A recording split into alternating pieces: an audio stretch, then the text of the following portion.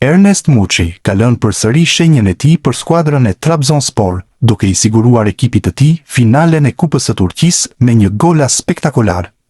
Në ndeshjen gjysmëfinale në transfert ndaj Gençler Birligi, sulmuesi i kombëtares shqiptare në minutën e 92 të sfidës mori topin në të majtën dhe lëshoi një gjuajtje spektakolare, e cila përfundoi në trekëndëshin e largët të portës së ekipit vendas.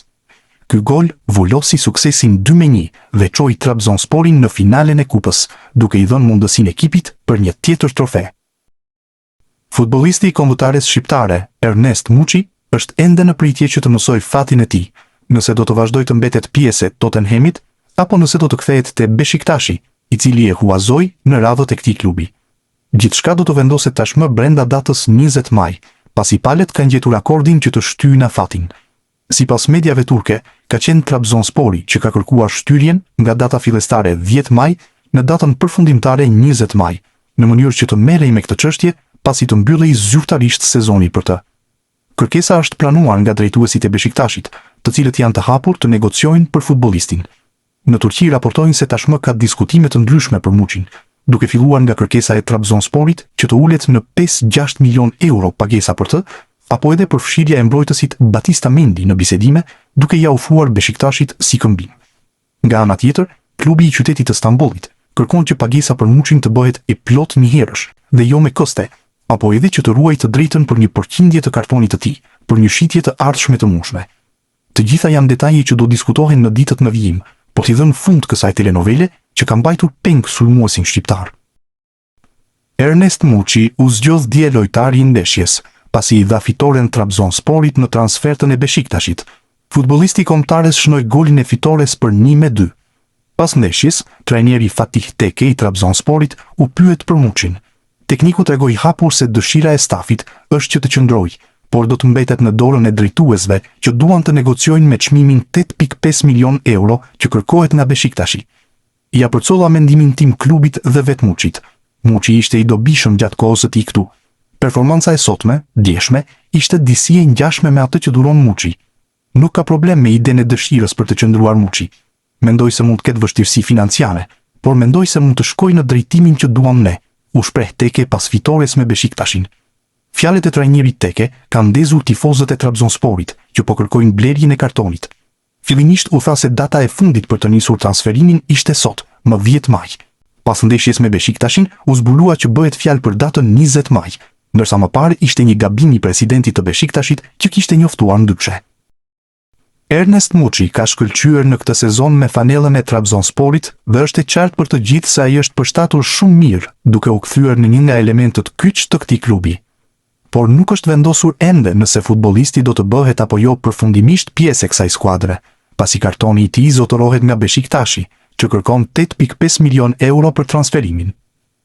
Pikërisht pas ndeshjes ndaj Beşiktashit, ku Muçi shënoi edhe gol, ishte parashikuar të zhvillohej një takim mes presidentëve të dy skuadrave për të vendosur rreth futbollistit të kombëtares shqiptare. Në teori, gjithçka duhej zgjidhur brenda datës 10 maj, me Trabzonsporin që duhej të paguante këstin e parë nëse donte të siguronte firmën e futbollistit.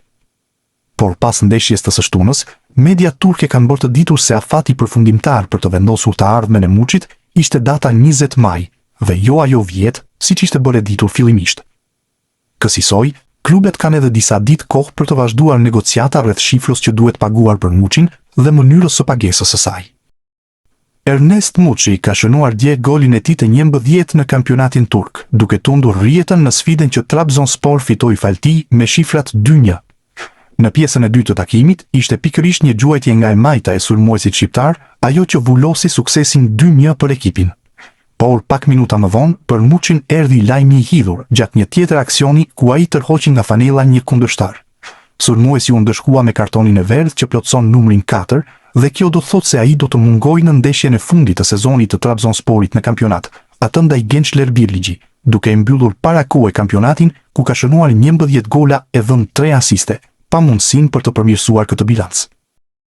Ernest Muçi ka lënë përsëri shenjën sot në futbollin turk, duke shënuar golin e radhës me fanellën e Trabzonsporit. Sulmuesi shqiptar ka shënuar pikërisht në ndeshjen që kishte më shumë rëndësi për të, atë kundër Beşiktashit në fushën e këtij të fundit, duke u treguar tifozëve vendas se çfarë kanë humbur.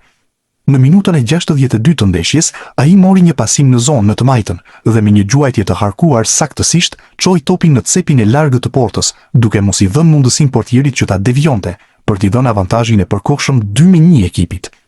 Ky ishte goli i 11 në këtë kampionat i Muçit, i shënuar përballë skuadrës që zotëron kartonin e tij dhe nga e cila ai shpreson të transferohet përfundimisht te Trabzonspor.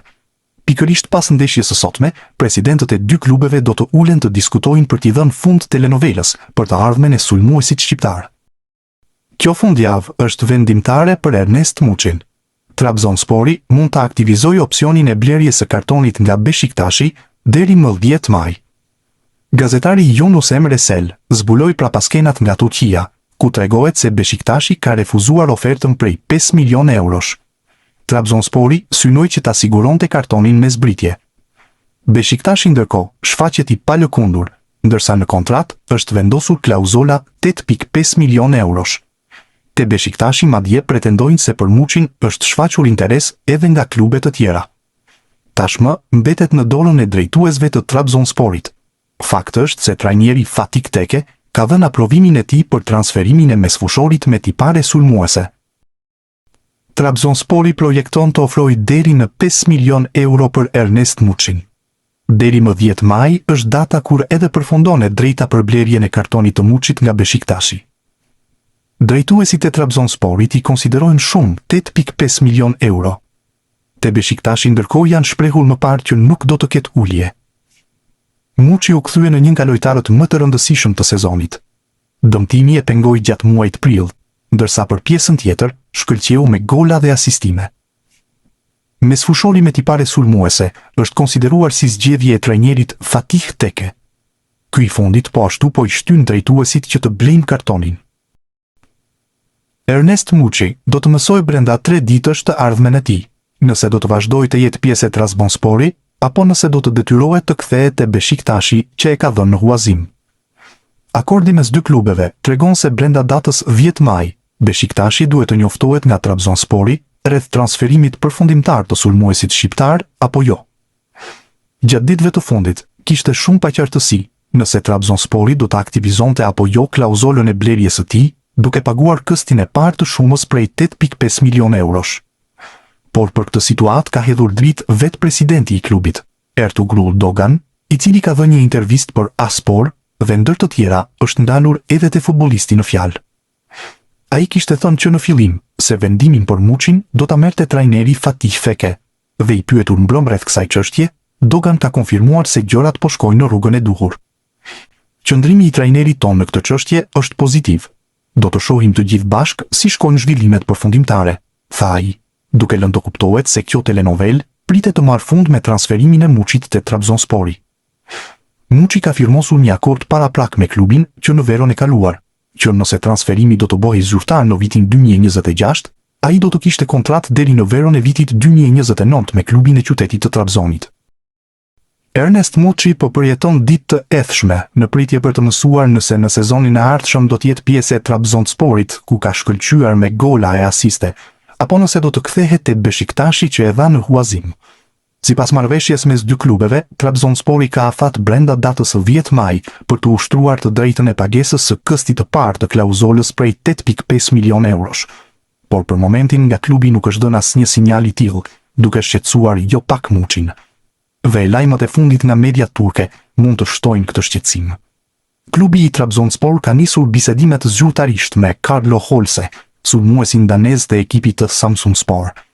Ky i fundit ka shkëlqyer në këtë sezon me 10 gola e 9 asiste, teksa raportohet se Trabzonspori ka kërkuar leje nga Samsunspor që të nisë negociatat me të për transferimin në verë. Të njëjtat burime theksojnë se plani i klubit është që ta transformojë atë në numrin 10 të skuadrës, gjë që është një sinjal i qartë se nuk do të ushtrohet e drejta e blerjes së kartonit të Muçit.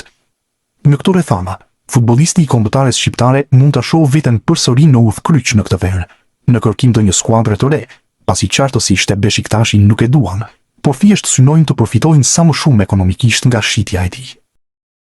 Ernest Muçi po kalon një javë vendimtare te Trabzonspori. Klubi turk ka të drejtë deri më 10 maj për të ushtruar opsionin e blerjes së kartonit te Beshiktashi. Çdo veprim i Muçit shikohet me vëmendje të shtuar në këto ditë nga tifozat.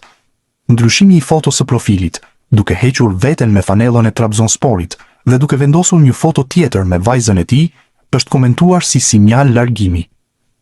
Muçi do të qëndrojë i huazuar deri në fund të sezonit, dhe nëse nuk mbetet në Trabzon, gjasat janë Beshiktashi të gjejë një klub tjetër për lojtarin e kombëtares shqiptare. Me sfushori me tipare sulmuese, është parë si ndër lojtarët më të rëndësishëm të këtij sezoni. Ndales për të ishte muaji prill, pasi duhet të qëndronte jashtë në disa ndeshje për shkak dëmtimi. Trabzonspori mund të mos e aktivizojë opsionin e blerjes së kartonit për Ernest Muçin. Hasan Tunçel ka zbuluar detaje të reja, ndërsa është edhe gazetari pranë Trabzonsporit në Turqi. Menaxhmenti i Trabzonsporit kërkoi mendimin e Fatih Teke në lidhje me opsionin e blerjes së Ernest Muçit. Fatih Teke e ndaloi procesin duke thënë prit pak.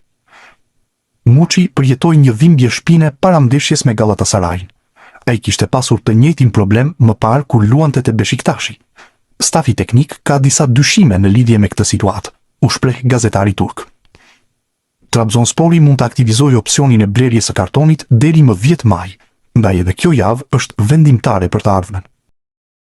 Shumë zhurmë, por asgjë në dritën e së vërtetës. Ernest Muçi po kryqëzon gishtat për të ardhmen e tij, pasi Trabzonspor ende s'ka hedhur një hap konkret nëse ekziston dëshira për ta blerë sulmuesin shqiptar në përfundim të këtij sezoni. Kuzey Express shkruan se klubi turk ka mundësinë ta aktivizojë të drejtën e blerjes për 8.5 milion euro nga Beshiktas, që ka hequr dorë nga shërbimet e tij. Sa kaq, një luftë e brendshme ka lindur në Trabzonspor, pasi drejtuesit gëzojnë mendime të ndryshme dhe ende nuk ka një pistë të qartë se ku do të drejtohen për të vendosur pikat mbi i për lojtarin kuqezi, i cili kërkon po ashtu një informacion paraprak se çfarë mund të bëjë me të ardhmen. Vendimi, thot media turke, do të finalizohet shumë shpejt, përpara datës 10 maj, kohë kur përfundon dhe cikli i huazimit të Muçit. 25 vjeçari i është rikthyer aktivitetit në fushën e lojës, duke marrë minuta në këmbë në ndeshjen çerek finale të Kupës së Turqisë, ku shënoi dhe golin e kalimit në gjysmëfinale, si do u përfshi në formacionin titullar të trajnerit Fatih Teke për ndeshjen e fundit që u luajt në kampionat përballë Konyaspor.